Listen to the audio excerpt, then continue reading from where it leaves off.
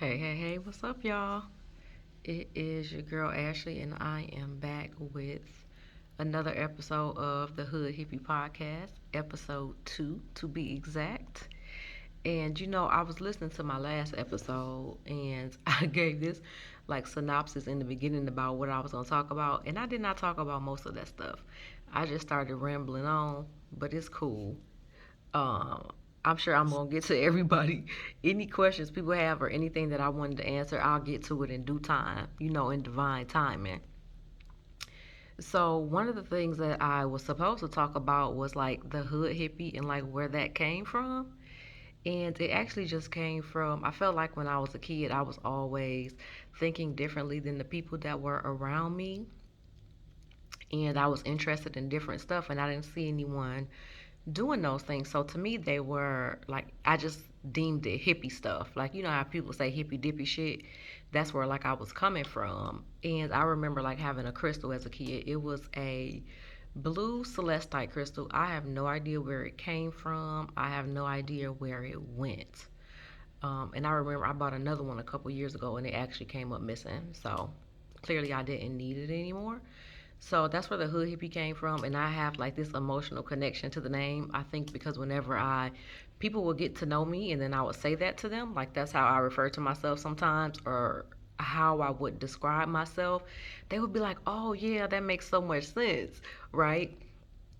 So then I started taking a business class. Shout out to Spring GR. That was a pretty freaking amazing experience. And if you are starting a business or even if you have one and it's in its infancy, I would recommend you to Spring GR.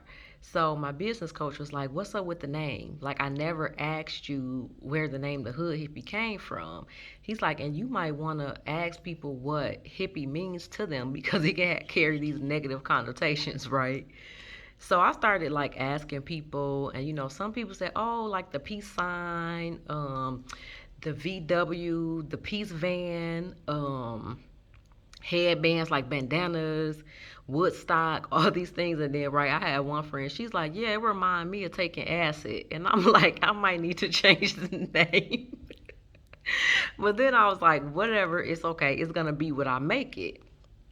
Right, because it's all about me getting to know myself and allowing other people to get to know me as well. So it just cracks me up that she said acid. I'm like, that's a new one. I hadn't heard that. Like I heard weed, maybe a little recreational coke, but not acid. LSD, but not acid. I don't think those are the same things. So speaking of the hood hippie, shameless plug, I do have a website. It is thehoodhippy.com, and hippie is spelled HIPPY because, like I said before, the IE was taken. Um, so the podcast. I have been thinking about starting a podcast for years. I don't know why. Maybe it was Joe Rogan inspired me. But I always said I wanted to have a podcast. I wanted to do it Joe Rogan style, which to me meant just talking about whatever I wanted to talk about, whatever was interesting me at that moment.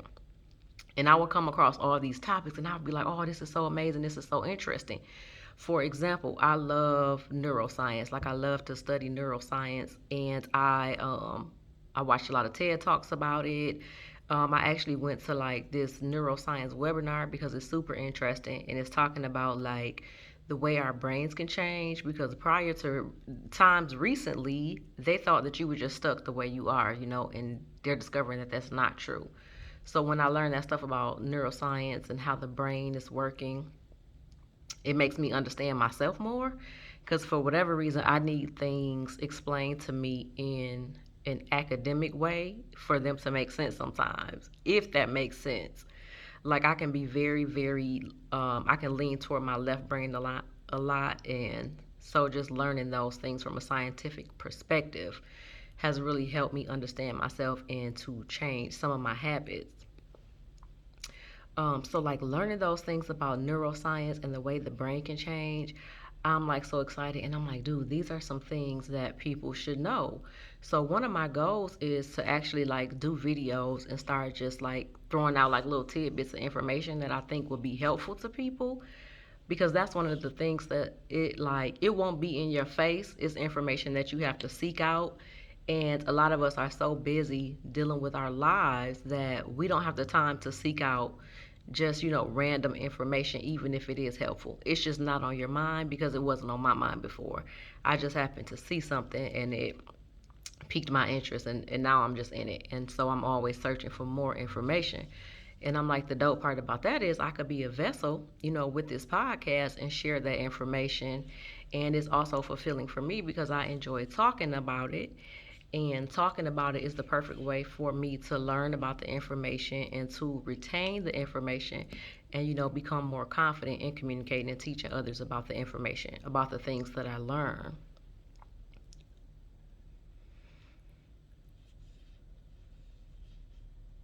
And I've also realized that I can be quiet when I'm, in a room with people or people that I may not know.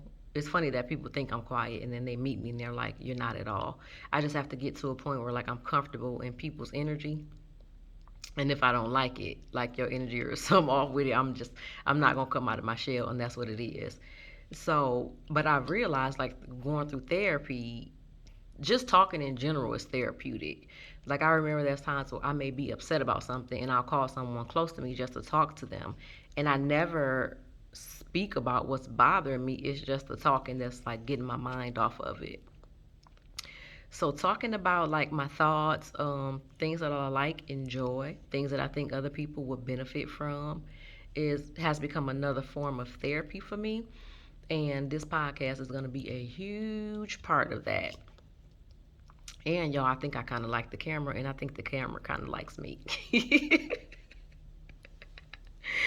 I'm silly, and I also really, really want to share my spiritual experiences and just some of the things that I go through. I want to talk more about shadow work and dealing with your shadow self because we all have that, and it's like no one teaches you about like spiritual practices or spiritual growth, and it's so important. And when I say that, I don't mean in place of religion. For those of you who consider yourself religious, religion is like the earth and spirituality is like the universe. So there's a difference, and at a certain point in our lives, like according to our chakras, different energy systems are supposed to open, but we are filled with so much trauma that a lot of times that does not happen. So then not only we're not progressing spiritually, we don't know how to remove the blocks, and we don't understand that they're there because there's like just a lack of spiritual intelligence. Like our spiritual muscle, which is like your heart, it just shut down. I was listening to dang it, what is her name? Her name is Lisa something. She talks about spirituality and psychology, and she was talking about how we have a donut sized hole in our heart because our heart and minds, like, they go together, and we should be leading with our heart, but because of society and the culture we live in, like, that's just not the case. So we have to work at evolving spiritually. It has been a beautiful thing for me, and I am hoping that I can help people with that and just share my experiences and hopefully teach them some things to help them develop spiritually because we are never supposed to stop growing. So you should always be, maturing in a certain way as you like going on through life. And I think that's why we have so many issues with other people in our lives. Like even as adults, I just realized the other day I was telling one of my friends, I'm like, you have to think about people in the terms like this, because people, I'm just like super easy to annoy, and that's one thing that I'm really, really working at. Because it's like if I'm going to be dealing with people and I want to teach people, I have to be able to deal with them no matter where they are in life or at what point they are in their spiritual development. Right? If I'm going to be helping, I have to have a certain level of patience. And the fact that I want to help people has really pushed me to push myself to develop more. Like personal development has been huge for me over the past couple of years. But I was telling her that when like someone gets on your nerves or like you see people and they're doing all this crazy stuff, like grown people arguing, like women that could be my mother arguing, just being like super catty, I'm like, they're adults, but it's their inner child inside of them that's doing all this stuff, right? It's all this unchecked trauma, And like I said, we just don't have we should have a certain level of emotional intelligence, but the way society is set up, we don't have a time to focus on that, right? Our kids are going to school, then they have chores. We are going to work, and then we have kids to take care of. And then if you like me and my husband, like we're also trying to start businesses. It's just all these things going on, and no one ever society does not encourage you to take time for yourself. It just does not. So you have to figure out a way to get that time in there. And that is something that I still struggle with to this day, like working on stopping myself to get my meditation time in, because some things is just not that important, and you need that time to just quiet your mind and go within. Like the constant chatter is not good for the mind. At some point you have to go within and just be quiet, and then that's where you get, your answers. There's always, like, when something's going on, something's good or bad, like there's like just pray. But yeah, but are you taking the time to listen for what you're praying for? And also, are you expressing gratitude for the things that you already have? That's the key too. That's definitely one of the keys to spiritual ascension, and like being the architect of your own life. And I have been like working tremendously hard on my self talk, that it is positive versus negative, because society will squash you for thinking good about yourself. So it almost feels foreign in that, like, you're not supposed to do that, but you're supposed to love yourself before anyone else does, right? And like another thing, like, we're not told that as often. We're told to be modest. We're told to be humble. I'm telling you, you can be humble and still know that you the shit. Okay, you need toilet paper. I'm here to tell you today. Um, so another thing, like, when I'm thinking about, like, okay, what do I want my podcast to be? What do I want it to be known for? And I'm gonna tell you what I really want it to be known for, and that is shifting people's paradigm, because that is so important, right? So a paradigm is like a typical example of something, or a pattern. It's a model, um, a widely accepted belief or concept, right? What people fail to understand is that just because something is widely accepted and widely believed, that does not mean it's right. Just because you grew up and your mother was telling you this, your pastor was instilling in you this, and then you see someone else and they're doing something different, you automatically judge them and you think that they are wrong. So I really want to encourage people to not look at their differences, but like push yourself to look at the similarities amongst you and other people, because I hate to break it to y'all, but like we are definitely one. And like when you treating somebody else bad, it comes back to you, because that person is a part of you, no matter who they are. And it's hard for me to even admit that, but there is definitely a collective consciousness. And because we treat other people so bad based on, like, these skin suits and colors and the way we wear our hair and socioeconomic status, is creating chaos in the world. So we really need to learn to lead with love, and you can't really love other people unless you loving on yourself, and no one is telling us to do that or teaching us how to do it correctly. So I'm just really hoping that I can encourage people by sharing some of the things I've been doing, sharing my experiences, sharing the way that my life has changed. Like I said, my entire paradigm has shifted, and a lot of it is from my study of spiritual practices. I went through a um what is it considered? It is like, oh, it is a female rites of passage program. It's called Sacred Goddess Temple. And I went through that a while ago. I don't, maybe 2017, 18, somewhere in there.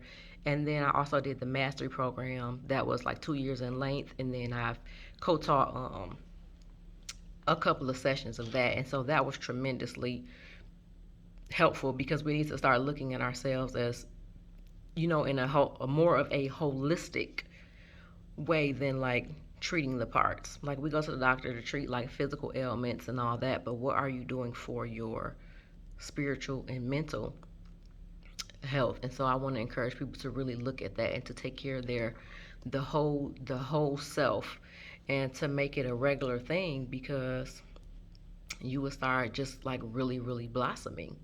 A thing that shows up for me a lot is the butterfly, and like the transformation that shows up all the time, and that's like, it's the perfect what do you call it? It's like the perfect example for life, like the way you go through life and how you can blossom and you go into that chrysalis and like they just turn to mush. You turn to mush, you feel bad. And then when you start working on yourself, you come out and you be flapping them wings, baby, and they be pretty and they be colorful. It's a whole new thing. So yes, and I also, back to one of my other practices is the breath work. I am a certified breath work practitioner and a certified meditation guide. I went through a 3 pillar system. I'm actually working on the 3rd pillar now. I just started a couple of weeks ago, and it is through the Soul Sojourner Transpersonal Meditation System. A good friend of mine developed it, and I actually hosted my first 2 breathwork sessions under my company, Just Breathe. And you can visit us at justbreathwork.com to sign up on our email list so that you can be notified that when we're going to have more sessions, because breathwork will change your life, honey. And once you learn it, it's free. And it's something that you can do anywhere. You can do it in your car while you waiting on your kids to get out of school, or you can do it in your car while you waiting on them to get out of your car when you dropping them off. Because if they anything like mine, they might be arguing and cutting up in the morning. Um, and that is something that I'm very proud of myself for, because I would not have done that before. And that's what I mean when I'm talking about like this evolution of self. It is a beautiful process. Sometimes painful, but a wise woman once said, "Beauty is pain." I don't know how wise she was, because I don't really enjoy hurt. But oh man, y'all been awesome today. I have reached my time, and I gotta leave and get out of here to go get my babies from school. Thank you guys so much for listening to me. I hope that you come back. Follow me on my social media sites at the Hood Hippy Official and Just Breathwork _ official. And let's stay tapped in, y'all. Thank you. Have a good one.